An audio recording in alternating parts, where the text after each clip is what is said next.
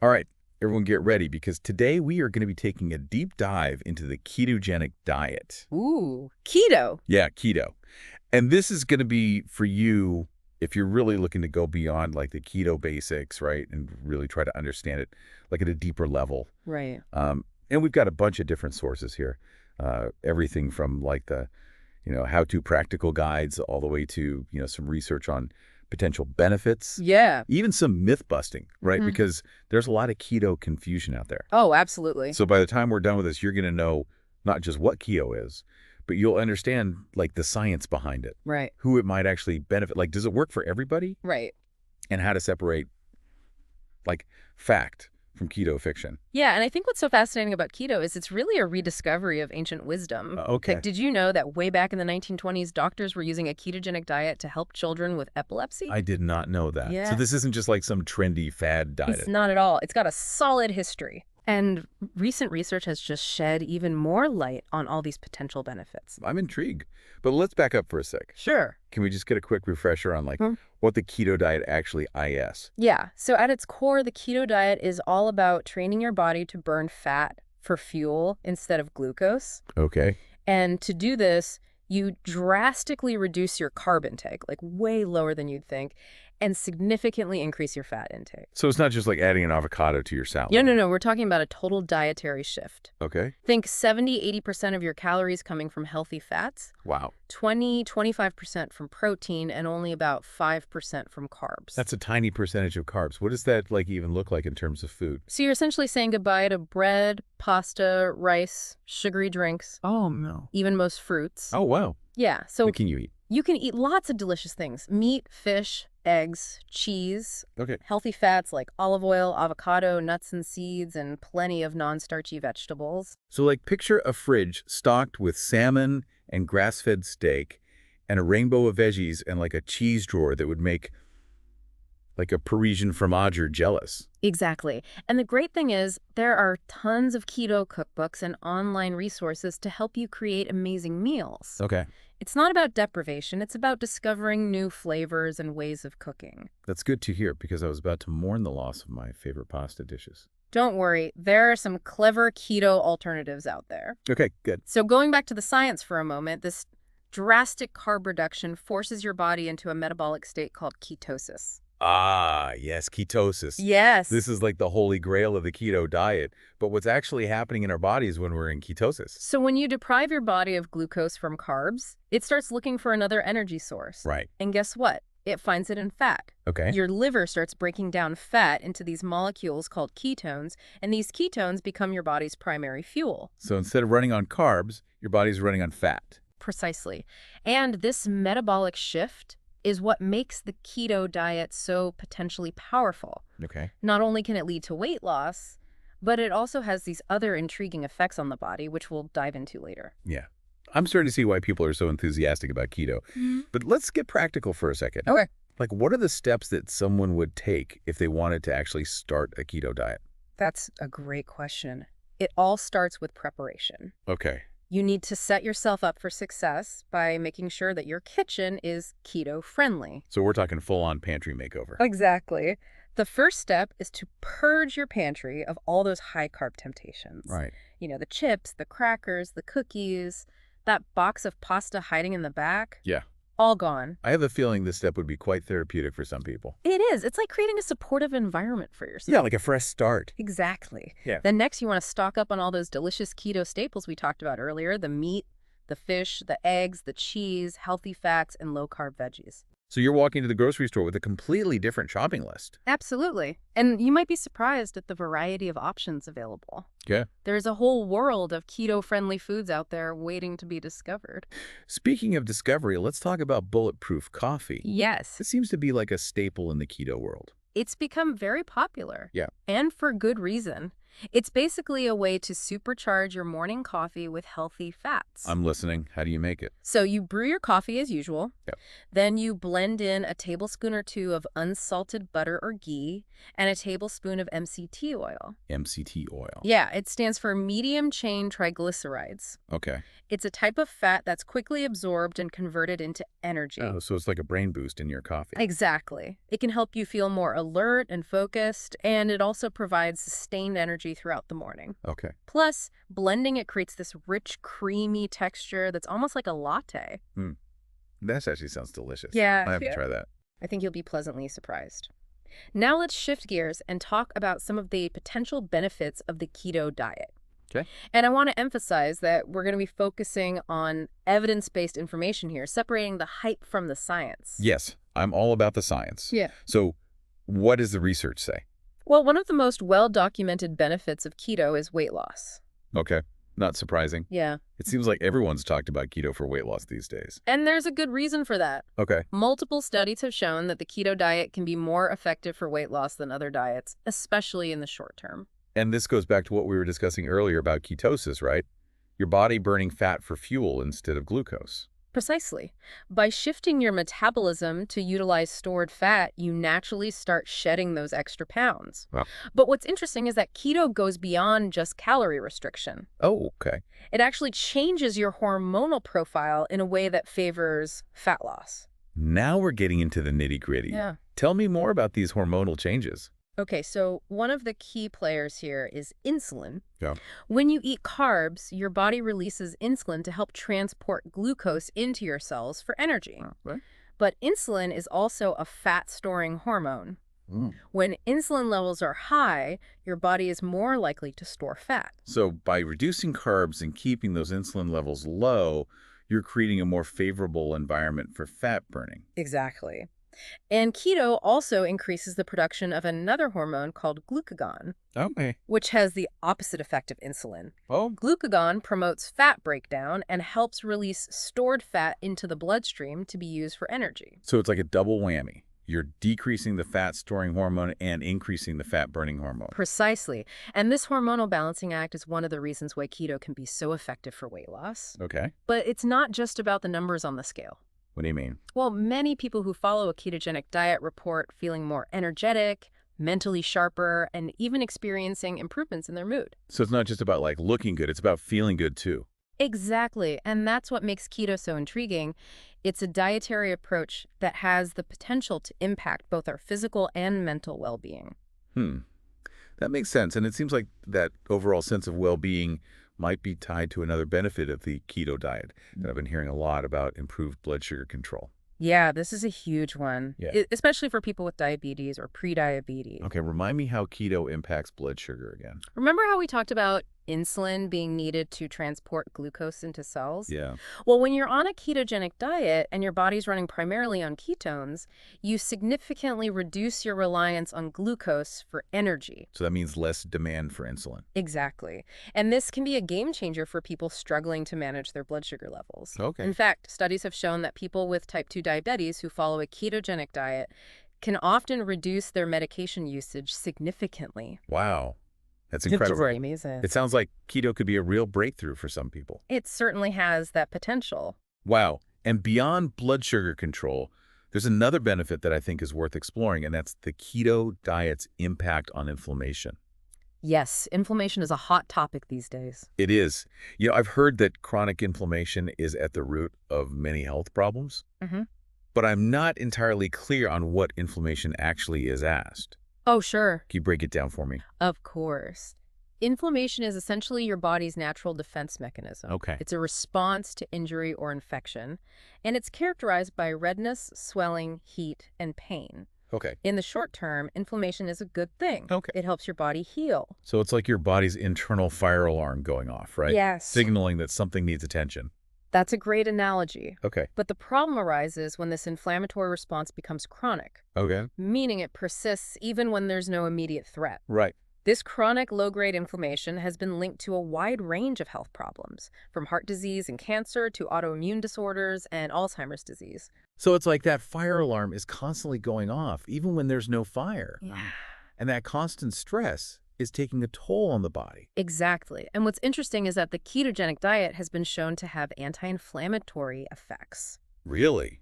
How so? Well, for one thing, ketones themselves have anti-inflammatory properties. So by being in ketosis, you're naturally calming down that inflammatory response throughout your body. Precisely. And the foods you eat on a keto diet also tend to be anti-inflammatory. Right. Think olive oil, fatty fish, avocados, leafy greens, all packed with antioxidants and compounds that help fight inflammation.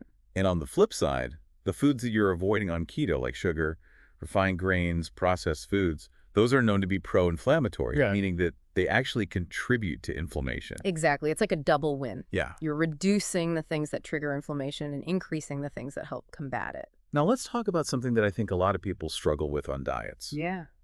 The constant feeling of hunger. One of the things I've heard about keto is that it can actually help you feel fuller and more satisfied, which seems counterintuitive since you're restricting calories. It does seem counterintuitive. Yeah. But it all comes down to the science of satiety, that feeling of fullness and satisfaction after a meal. Okay, break it down for me. Sure. Why does keto make you feel so full? Well, fat digests much more slowly than carbs, Well, yeah. which means it stays in your stomach longer, Okay. triggering those satiety signals that tell your brain, hey, we're full, no need for more food. So even though you're eating fewer calories overall, the higher fat content of the keto diet helps you feel more satisfied, which can make it easier to stick to the diet long term. Exactly. And that's one of the biggest advantages of keto. Yeah. It's not just about willpower. It's about working with your body's natural hunger and satiety signals. That's so empowering. It is. It's like you're giving your body the tools it needs to regulate itself. I love that way of putting it. It's about creating a sustainable way of eating that supports both your physical and mental well-being. Okay, before we move on, I want to make sure I'm keeping up with all this information. Okay. Can we do a quick recap of the benefits that we've covered so far? Of course. We've talked about keto's potential for weight loss, its positive impact on blood sugar control, its anti-inflammatory effects, and its ability to promote feelings of fullness and satisfaction. Wow. That's quite a list. But you know, with all the buzz around keto, there are also a lot of myths and misconceptions floating around out there. Oh, yeah. I'm ready to do some myth busting. Let's do it. I think it's important to address these myths head on because misinformation can lead to confusion and potentially unhealthy choices. All right, let's tackle the first myth that comes to mind. The idea that keto is a free pass to eat all the bacon you want. Ah, yes, the bacon and butter myth. It's a common one. Yeah. And it's understandable why people might think this way. Yeah. After all, keto is high-fat diet. Exactly. Yeah. But I have a feeling there's more to the story. There definitely is. While fat is a cornerstone of the keto diet, it's crucial to remember that not all fats are created equal. So it's not just about loading up on any kind of fat you can find. Not at all. It's about prioritizing healthy fats, those that provide not only energy but also a host of other health benefits. Okay, give me some examples of healthy fats that are keto-friendly. So olive oil, avocados, nuts, seeds, fatty fish like salmon and mackerel. These are your all-stars on keto. Okay. They're packed with monounsaturated and polyunsaturated fats, which have been linked to improved heart health, reduced inflammation, and even better brain function. So it's about quality over quantity when it comes to fat on keto. Precisely. And while saturated fats like those found in butter, ghee, and coconut oil can be part of a healthy keto diet, it's important to consume them in moderation. Okay, so it's not about bacon for breakfast, lunch, and dinner. Definitely not. Okay. A truly healthy keto diet emphasizes whole, unprocessed foods and prioritizes nutrient density. That makes a lot of sense. Let's move on to another myth that I've come across. The idea that everyone needs the same amount of carbs on keto. Ah, yes, the one-size-fits-all myth. This one can be particularly misleading because it fails to account for individual variability. So it's not as simple as saying everyone on keto should eat 20 grams of carbs per day. Not at all. Okay. The optimal carb intake for keto can vary widely depending on a number of factors, Okay. including your activity level, your metabolism, your genetics, and your overall health goals. Okay, so how do you figure out the right carb intake for you? That's where personalization comes in. Okay. It's essential to work with a qualified healthcare professional or registered dietitian who can assess your individual needs and help you determine the right approach. So it's about finding the sweet spot, the carb intake, that allows you to achieve ketosis and reap the benefits while still feeling your best. Exactly. And it often involves a bit of experimentation. Okay, You might start with a certain carb limit and then adjust it based on how your body responds. that makes sense. It's about listening to your body and making adjustments as needed. Precisely. And remember, there's no one-size-fits-all approach to keto. Right. It's about finding what works best for you and your unique physiology. Okay, let's tackle one more myth before we move on. The idea that you can go on and off keto and still reap the benefits. This is another common misconception. Yeah. And it often stems from a misunderstanding of how ketosis works. So it's not like you can do keto for a week, then go back to your regular diet and expect to see the same results. Not quite. Ketosis is a metabolic state that takes time to achieve and maintain. Right. It's not a switch you can just flip on and off. So consistency is key. Absolutely. If you're constantly cycling in and out of ketosis, you're not likely to experience the full metabolic and hormonal shifts that lead to the long-term benefits of the keto diet. So it's about making keto a sustainable part of your lifestyle, not just a temporary fix. Exactly. It's about making a commitment to nourishing your body with the foods that support its optimal functioning. Okay, I'm feeling much more informed about the do's and don'ts of keto. Good. But I have one more question before we move on. Sure. We've talked about how, you're in ketosis in terms of how you feel, right? More energy, less hunger. But are there any objective ways to actually measure whether you're in ketosis? That's a great question. And yes, there are a few ways to actually measure your ketone levels. Okay, I'm curious. Tell me more. Well, one of the most accurate methods is blood testing. Okay. You can use a blood ketone meter, which is similar to a glucose meter, to measure the concentration of ketones in your blood. So you can actually get like a numerical reading of your ketone levels. Exactly. This can be especially helpful for people who are new to keto and want to confirm that they're actually in ketosis. What about other methods? Are there any less invasive options? Yes. There are also urine test strips and breath analyzers that can detect ketones. So you could potentially check your ketone levels at home without needing a blood draw. Exactly. These methods may not be as accurate as blood testing, but they can still provide useful insights. That's good to know. So let's shift gears for a moment and talk about something that can be a bit daunting for people new to keto, the potential side effects. This is an important topic to address because while keto can offer many benefits, it's not without its potential drawbacks. Right. It's all about informed decision-making. Exactly.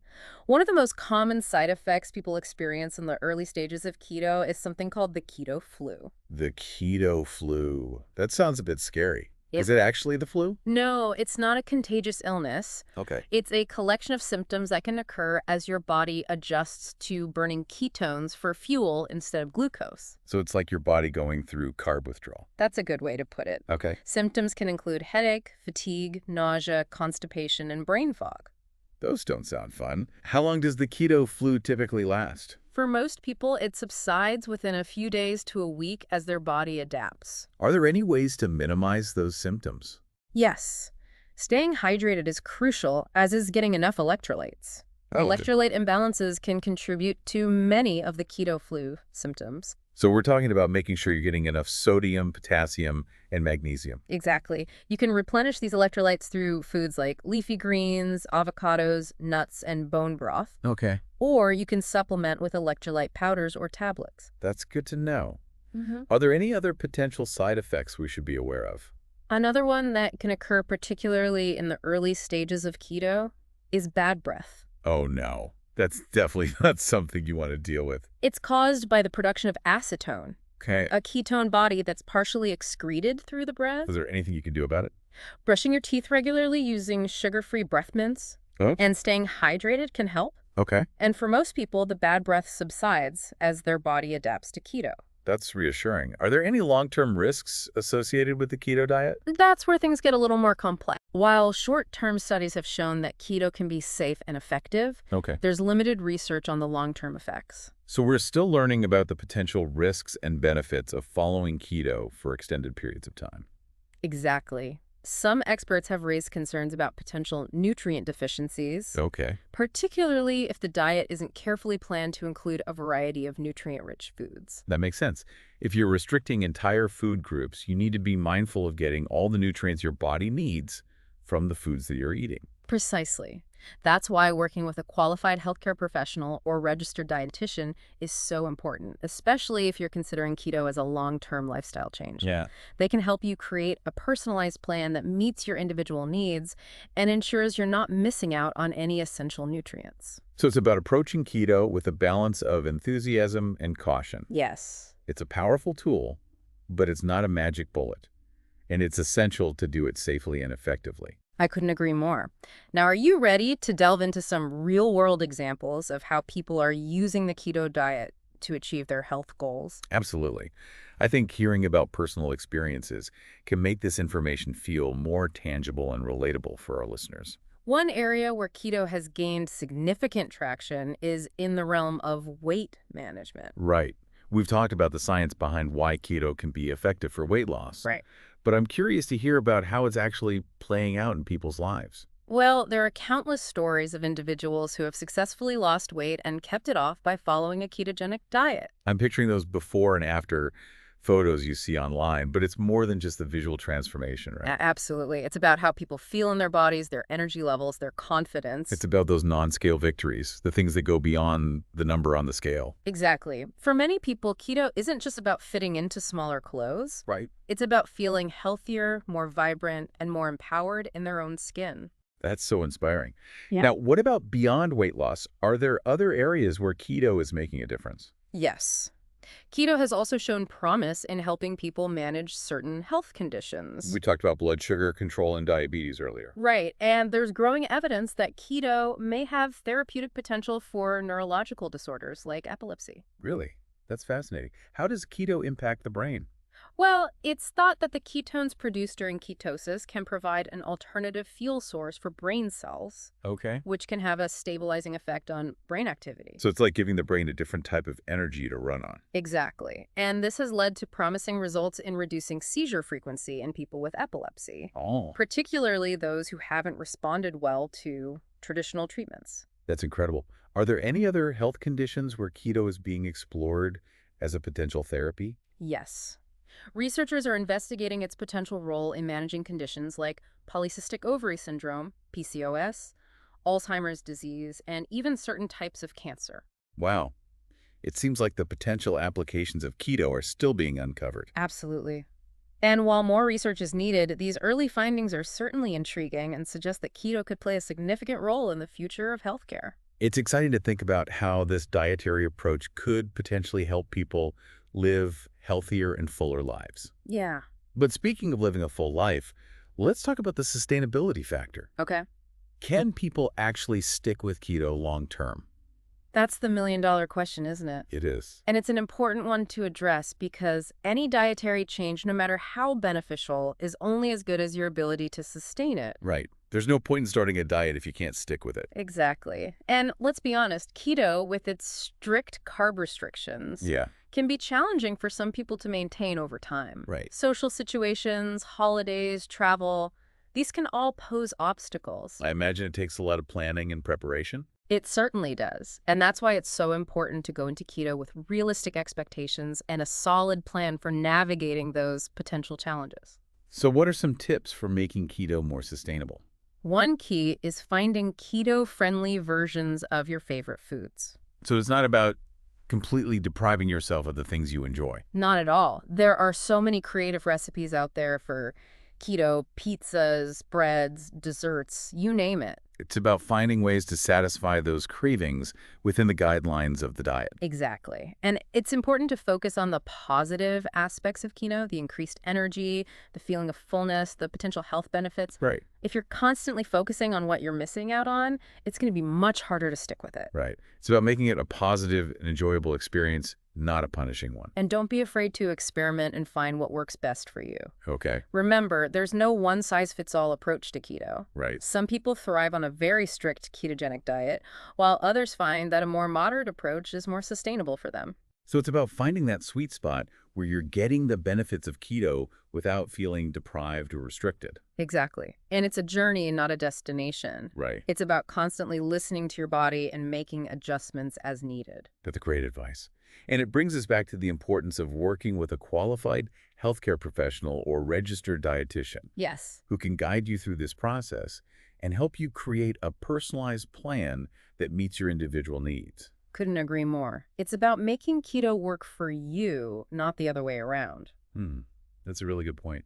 It sounds like finding that balance and that personalization is key to making keto like a sustainable lifestyle. Absolutely. And I think what's so exciting about the growing interest in keto is that it's sparking a broader conversation about metabolic health. So it's not just about the diet itself, it's about what we can learn from it. Exactly. Keto is helping us understand how powerful food choices can be in influencing our metabolism, our energy levels, and even our cognitive function. It's like we're starting to unlock the secrets of our metabolic machinery. I love that analogy. And the more we learn about how our metabolism works, the better equipped we are to make choices that support our overall well-being. So keto is like a gateway to a deeper understanding of our bodies. So it's encouraging people to think beyond calories and macros and to really consider how different foods impact their health on a cellular level. Now that you mention it, I've noticed that a lot of people who've tried keto say that it's changed their relationship with food. That's a really interesting observation, and I think it speaks to the power of mindfulness. When you're on a ketogenic diet, you become much more aware of what you're putting into your body. Yeah. You're reading labels, you're researching ingredients, and you're paying attention to how different foods make you feel. It forces you to slow down and really think about your choices. Exactly. And that shift in awareness can have ripple effects beyond the diet itself. Right. People start making healthier choices in other areas of their lives, whether it's getting more sleep, managing stress, or incorporating movement into their routine. It's like keto becomes a catalyst for a more holistic approach to well-being. I couldn't agree more. It's about recognizing that our physical health, our mental health, and our emotional health are all interconnected. Yeah, it's about taking a step back and looking at the bigger picture. Exactly. And that brings me to a final thought I'd like to leave our listener with. Okay. We've explored the keto diet from various angles, the science, the benefits, the myths, the challenges. Right. But I think it's important to remember that no single dietary approach is a magic bullet. So it's not about finding the perfect diet. It's about finding the one that works best for you as an individual. Precisely what matters most is finding a way of eating that nourishes your body, supports your health goals, and fits seamlessly into your lifestyle. Right. Whether that includes elements of keto or not is ultimately a personal decision. That's such an important reminder. It's about taking ownership of our health and making choices that feel empowering, not restrictive. Well said, and remember, the journey to well-being is ongoing. There's always more to learn, more to explore, and more ways to nourish ourselves, both physically and mentally. So true. It's about staying curious, staying open-minded, and continuing to evolve our approach to health as we learn and grow well. Yeah. I think we've covered just about everything there is to know about the ketogenic diet. We've certainly done a deep dive. And I have to say, I feel so much more informed. Now, thank you for guiding us through this fascinating world of keto. It's been my pleasure. I always enjoy sharing my knowledge and helping people understand the complex world of nutrition. Well, dear listener, we hope you've enjoyed this deep dive into the keto diet. Remember, knowledge is power, and we encourage you to continue exploring and learning so you can make the best choices for your health and well-being. Until next time, happy eating. Yeah, it really does sound like, finding that balance and personalization is key to making keto a sustainable lifestyle. Absolutely. And you know what I think is so exciting about this growing interest in keto is that it's sparking this broader conversation about metabolic health, Okay, so it's not just about the diet itself. but like what we can learn from it. Exactly. Keto's helping us understand how powerful our food choices can be in influencing our metabolism, our energy levels, even our cognitive function. It's like we're starting to unlock the secrets of our metabolic machinery. I love that analogy. Yeah? And the more we learn about how our metabolism works, the better equipped we are to make choices that support our overall well-being. So keto is like a gateway to a deeper understanding of our bodies. I think so. It's encouraging people to think beyond just calories and macros. Right. And to really consider how different foods impact their health on a cellular level. Now that you mention it, I've noticed that a lot of people who have tried keto say that it's changed their relationship with food. That's a really interesting observation, Yeah. and I think it speaks to the power of mindfulness. Okay. When you're on a ketogenic diet, you become much more aware of what you're putting into your body. Right. You're reading labels, you're researching ingredients, and you're paying attention to how different foods make you feel. It forces you to slow down and really think about those choices. Exactly, and that shift in awareness can have ripple effects beyond the diet itself. Oh, interesting. People start making healthier choices in other areas of their lives, Okay. whether it's getting more sleep, managing stress, or incorporating movement into their routine. It's like keto becomes a catalyst for a more holistic approach to well-being. I couldn't agree more. Yeah. It's about recognizing that our physical health, our mental health, and our emotional health are all interconnected. It's about taking a step back and looking at the bigger picture. Exactly. And that brings me to a final thought I'd like to leave our listeners with. Okay. We've explored the keto diet from various angles, the science, the benefits, the myths, the challenges. Right. But I think it's important to remember that no single dietary approach is a magic bullet. So it's not about finding the perfect diet, Right. but the one that works best for you as an individual. Precisely. What matters most is finding a way of eating that nourishes your body, supports your health goals, and fits seamlessly into your lifestyle. Right. Whether that includes elements of keto or not is ultimately a personal decision. That's such an important reminder. It is. It's about taking ownership of our health Yes. and making choices that feel